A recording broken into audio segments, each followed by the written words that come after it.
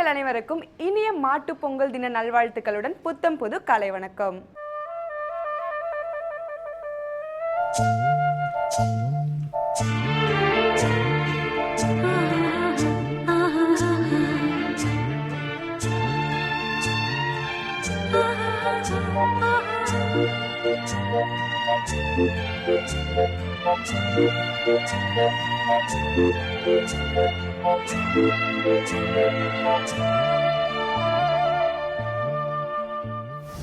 நம்மளோட தைப்பொங்கலை எப்படி சூரியன், அதாவது கண்ணுக்கு தெரிகிற தெய்வம் வந்து சூரியன் அப்படின்னு சொல்லுவாங்க இல்லையா? ஸோ அவரை எப்படி நம்ம கும்பிடுறோமோ அதே மாதிரி காளைகளுக்கு மரியாதை செலுத்துகிற மாதிரி நம்மளோட உழவர்களுக்கு உழவுறதுக்கு ஹெல்ப்ஃபுல்லாகவும் யூஸ்ஃபுல்லாகவும் இருக்கிற காளைகளுக்கு மரியாதை செலுத்துகிற மாதிரி இன்னைக்கு நம்ம மாட்டு பொங்கலை கொண்டாடிட்டு இருக்கோங்க. அண்ட் அது மட்டும் இல்லாமல் இன்னையோட நல்ல நேரம், ராவு காலம், யமகண்டம் இதெல்லாம் தெரிஞ்சுக்கணுமா? அதுக்கு வாங்க நம்மளோட ஷோட ஃபர்ஸ்ட் செக்மெண்ட் போகலாம். இது சூரியோதயம்.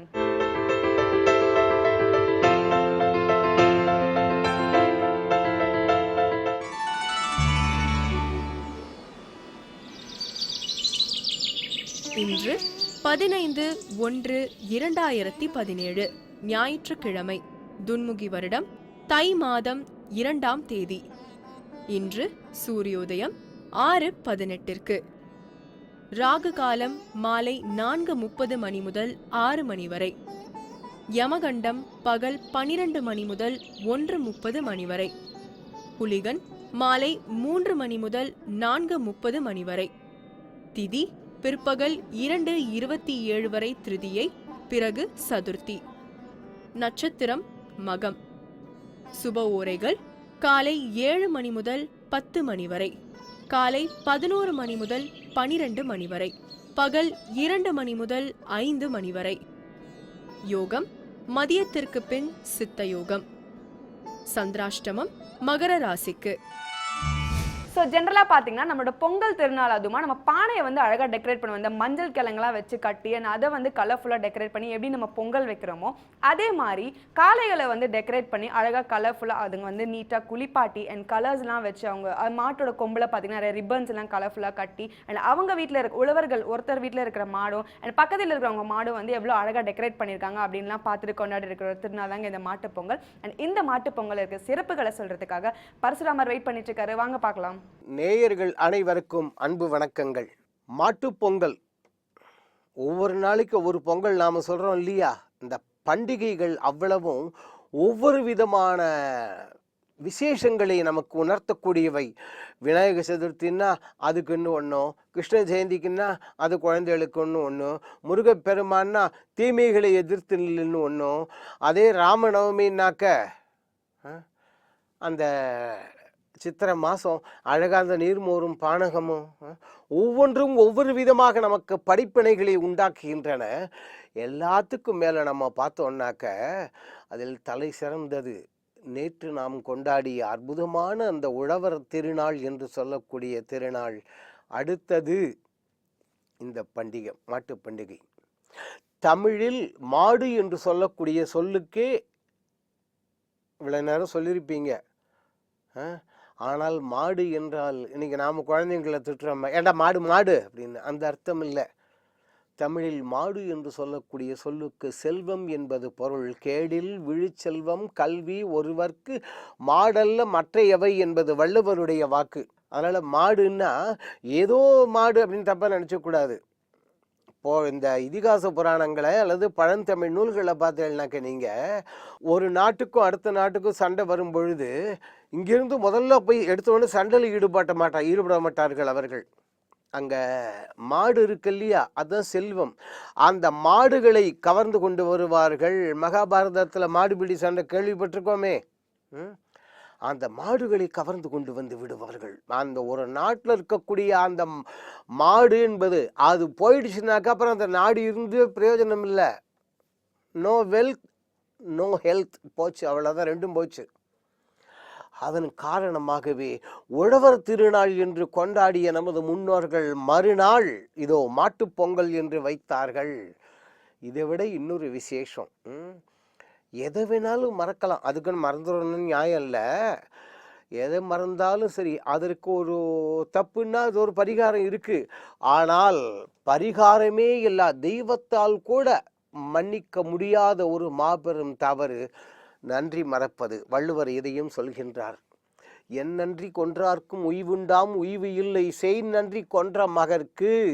இந்த மாடு இருக்க அந்தண்ட வயல்ல உழுது விளைச்சலை கொண்டு வந்து கொடுத்து அவ்வளவு நமக்கு செய்யறது, பாரங்களை கொண்டு போய் சுமந்து கொண்டு போய் அந்த கொண்டு போய் இறக்குறது, நமக்கு வேணுங்கிறத கொண்டு கொடுக்கறது, எல்லாத்துக்கும் மேலே தன் கண்ணுக்குட்டிக்கு அது பால் கொடுக்கறதோட நம் குழந்தைகளுக்கும் அது பால் கொடுத்து நம்மையும் வாழ வைக்கின்றது.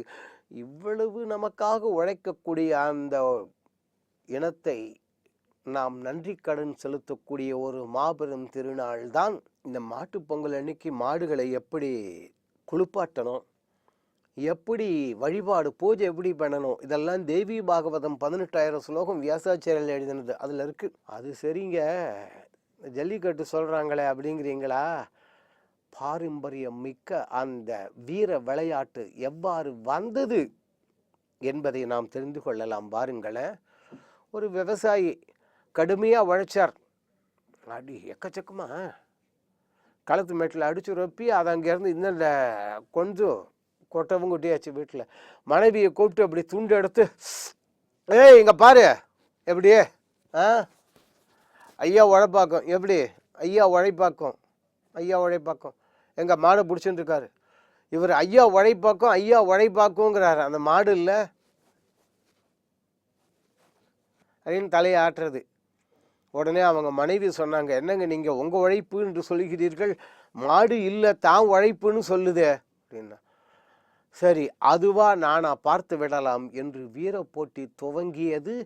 ஆண்டிலிருந்து தான் இந்த வீர விளையாட்டு துவங்கியதாக ஒரு வரலாறு உண்டு. அடுத்தது இந்த ஜல்லிக்கட்டுக்கு இன்னொரு அடிப்படை வரலாற்று தகவல்கள். ஏதோ சாதாரணமாக நடக்கிறது இல்லை. ஒவ்வொரு வீடுகள்லேயும் அந்த சின்னஞ்சிறு குழந்தையிலேருந்து அந்த பெண் குழந்தைங்க, அந்த குழந்தைங்க இருக்கல்லவா, இந்த காளை கண்ணுக்குட்டியை அதுதான் பொறுப்பாக வளர்க்கும். இன்னும் சொல்லப்பட்டால் இவங்க அப்பா அம்மா இதுங்கிட்ட எவ்வளோ பாசமாக இருக்காங்களோ இதை விட அதிகமாக இக்குழந்தை அந்த கன்றிடம் பாசமாக இருக்கும். இதுக்கு எது கொடுத்தாலும் கொண்டு போய் அதுக்கு சாப்பிட கொடுத்துரும். அப்படி அதை அன்பா பாசத்தோட பரிவோட வளர்த்து வளர்த்து வளர்த்து வளர்த்து அது இப்படி நிற்கும். அது நன்றாக இப்படி கம்பீரமாக இருக்கும் பொழுது இந்த குழந்தையும் வளர்ந்து பக்குவம் அடைவாள். அப்பதான் சில ஊர்களில் என்ன பண்ணுவார்கள், இந்த காளையை எவன் அடக்குகின்றானோ அவனுக்கு என் மகளை நான் திருமணம் செய்து வைக்கின்றேன். இன்னும் சில ஊர்களில் இந்த காளையை அடக்குபவனுக்கு நான் இவ்வளவு பரிசு பொருள்கள் தருகின்றேன். இந்த மாதிரிலாம் உண்டு. ஆகவே வீர விளையாட்டாக இருந்தது இந்த ஜல்லிக்கட்டு என்பது. அப்படிப்பட்ட இந்த மாட்டுப் பொங்கல் அன்று ஏதோ மாட்டுப் பொங்கலுங்கிறதுனால மாட்டை மட்டும் நாம் எப்படிங்கிறதுன்னு இல்லை, எல்லா ஜீவராசிகளையுமே இந்த திருநாள் அன்று நம்மை வாழ வைக்கக்கூடியவை. அவைகளை நாம் வழிபட வேண்டும் என்றால் ஏதோ பூஜை பண்ணி அது இல்லை. ஒரே ஒரு உதாரணம் சொல்கிறேனே, பசுமாட்டை மாடு எடுத்துக்கோங்க. அது எந்த மாடாக இருந்தா என்ன, மாடு நல்லா உழுவுதா உழருது, உழுது அவ்வளவும் பண்ணின பொழுது அது நல்லா விளைஞ்சு அறுவடை பண்ணிட்டோம். நெல் அறுவடை பண்ணியாச்சு. சரி பாதி இங்கேயான்னு மாடு சொல்லுதா,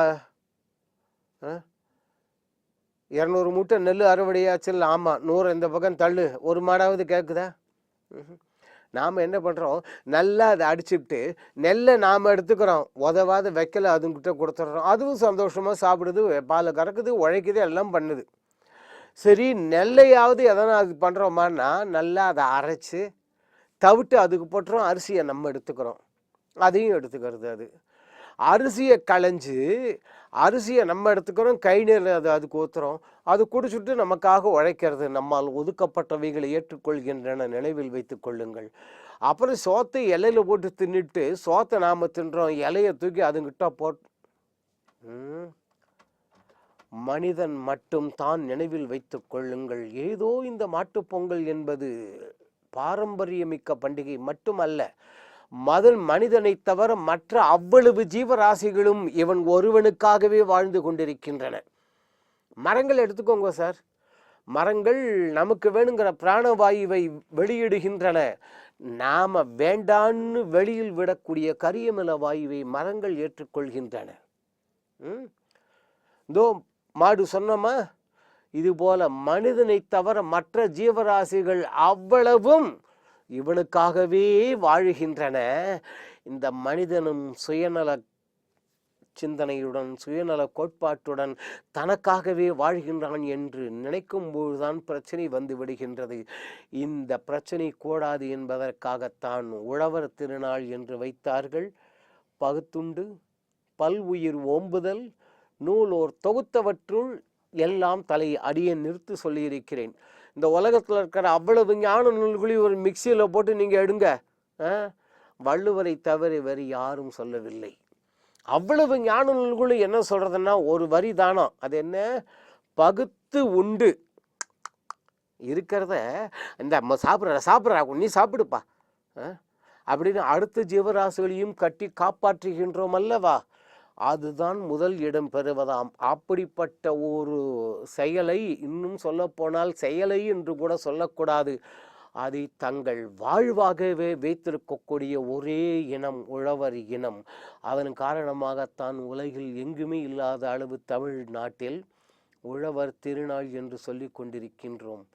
அந்த உழவர் பெருமக்களுக்கு உதவி செய்யக்கூடிய, நம்மை வாழ வைக்கக்கூடிய அந்த மாடுகள் சொன்னோம் இல்லையா, அவைகளுக்கும் இதோ 2வது திருநாளாக மாட்டுப்பொங்கல் என்று சொல்லி கொண்டிருக்கின்றோம்.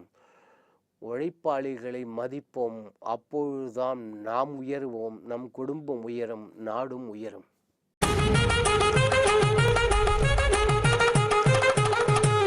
Mama papa mama nini mama papa mama sasa mama papa mama nini ni papa